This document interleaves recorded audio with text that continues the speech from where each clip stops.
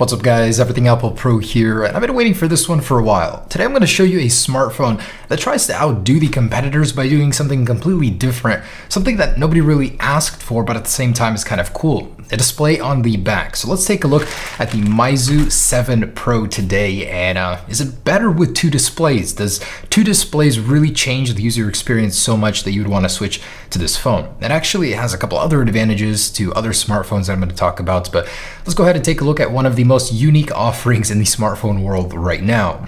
All right, so here we go. Now this isn't an entirely new concept, but it is new in the execution. So most of the smartphones that have ever tried to do something like this have had an electronic ink display on the back of the phone. This one actually has a full LCD, a little tiny one. And here we are, very nice box, something a little unique. Is that plastic? Nope, just really hard cardboard.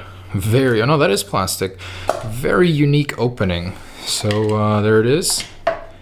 Nice experience. Apple said the experience always makes the first impression. So wow, very unique. This is like the first smartphone box I've opened where you slide the phone out like a cassette tape over here.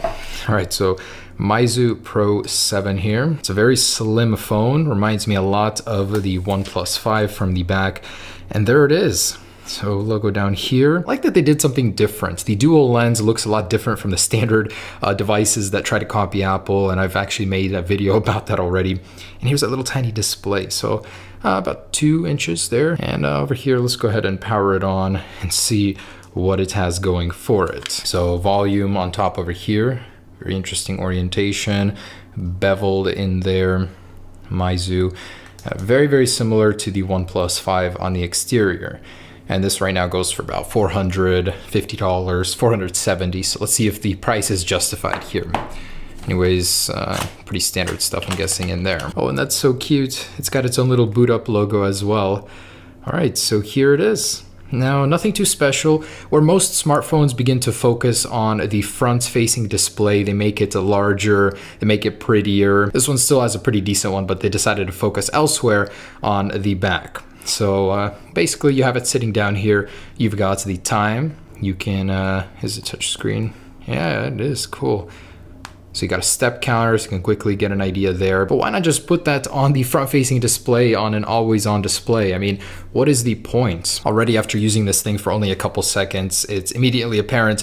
One of the biggest flaws about it is that it doesn't have any touch back controls here, meaning you always have to go back up here to go backwards. And there's no swipe like on the iPhone. So that's already annoying to me. And I've only been using this thing for what, 2 minutes now? All right, so let's go ahead and take a look at that secondary display here. Now you can enable double tap to wake, which is a neat little feature instead of just the gesture-based one, but it's a very sharp display in here. Surprised. Looks pretty dang good. It's very sleek. That's what this was very surprising about, is they managed to fit 2 displays in and still keep the device so thin. So here's a demo. Let's see what it can do. The weather, and then swipe up for a selfie. Okay, cool. Let's go ahead and try that. So swipe, swipe, no data for the weather. Swipe up for the camera mode. Oh, cool. Well, that's surprisingly very good. So you've got a blur effect, beauty effect. Wow, so that's a pretty cool viewfinder there. Very nice. So that's probably going to be the most advantageous thing about it. Obviously, setting it down and having the time there, weather there, is pretty cool. But what's the difference from the regular mode if you have an always-on display? This mode, though, that is pretty dang cool. I'm liking this. I would love to have that on an iPhone. All right, so we got the weather in. Let's see how that looks back here. Oh, I'm still on the camera. So steps, still no data. All right, well, it's not really giving me anything else to look at here. I don't know why it's not refreshing, but that should be there. So as I continue to use this thing, it's really struck me how amazing Android phones have gotten, even in the mid-tier section in the last few years. This thing is very refined. This is running a custom OS skin, but it still feels very, very fluid. I love that feeling. Like the feeling you get when you hold an iPhone, something so solid, this has it, definitely. I want to see what this ships with. Android 7.0, which is acceptable nowadays. The display is very sharp, very crisp. I like the colors. I'm liking it. I'm very impressed here. The build quality is seriously top notch. This thing all around has this feeling of being very solid. So when you get a notification, this is what it's gonna look like right there. That was actually a Snapchat, not a message. But if you tap on the display, it'll show you have a notification right there. Now you can't open it, I don't think. Nope, just goes to the camera. But you can slide over and check out the weather that's not working. Now, interestingly enough, they did copy Apple on one thing, and that's the app switcher. So I think this is going to be the gesture for the iPhone 8, a swipe up from the bottom to get into the app switcher, but they did reverse it over here, very creative, and you swipe up to kill it. Now, you do have a clear all button too, which is really cool. Wish the iPhone had something like that, but there is that. Now, another really unique thing about this is that it's using a MediaTek X30 processor. It's an incredibly powerful processor, but it's not very well known. It's a cheaper alternative to the Snapdragon series, but let's see how powerful it is, because on paper, this thing is a Deca core processor, 10 cores. How ridiculous is that? So let's go ahead and get some performance numbers here. This has two 2.6 gigahertz processors, four 2.2 and four 1.9. This supposedly is a massive increase over any or sort of existing processors from these guys. It does have 4 gigabytes of RAM, this model here.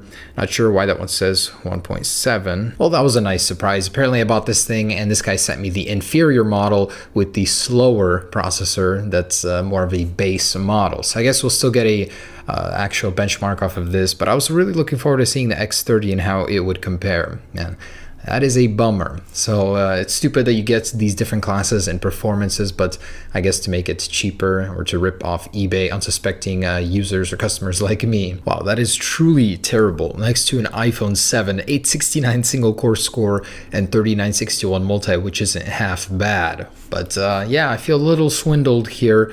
Paid for something and didn't get it. Anyways, last thing I wanted to cover was the dual 12 megapixel camera, as well as the fingerprint sensor, and see how they compare to the iPhone. All right, so with the screen off, 1, 2, 3.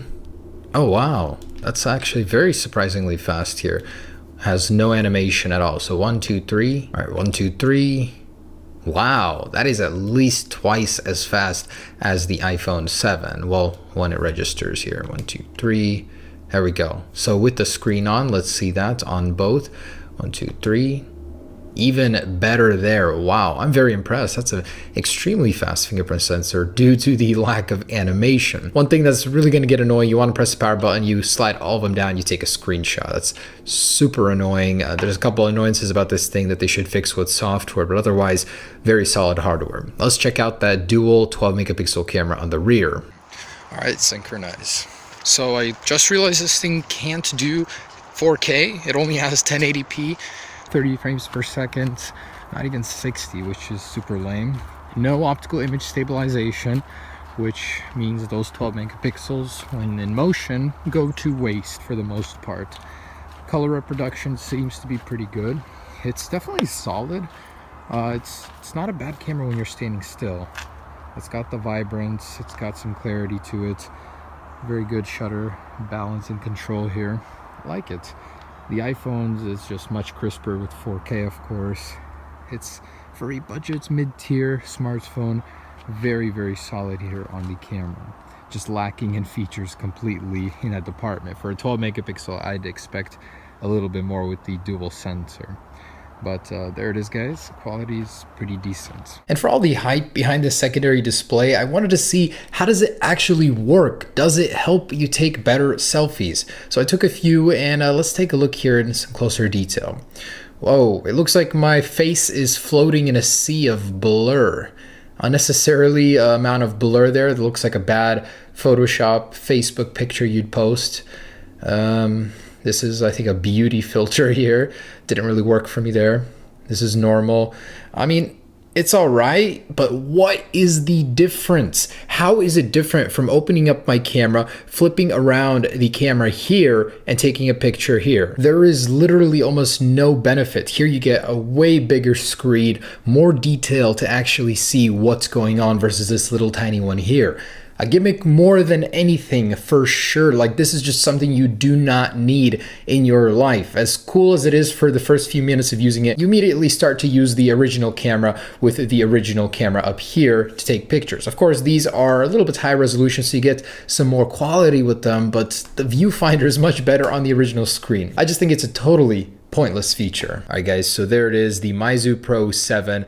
A gimmicky phone with a nice little display. Doesn't really add much to the table. And for what it is, for the price tag, I expected a lot more from it, from the $475 price tag. So definitely, I would much rather go for a OnePlus 5 than this guy at this price point. This is not worth the extra price bump. But there we go, guys. Hope you guys enjoyed it. Something a little bit different.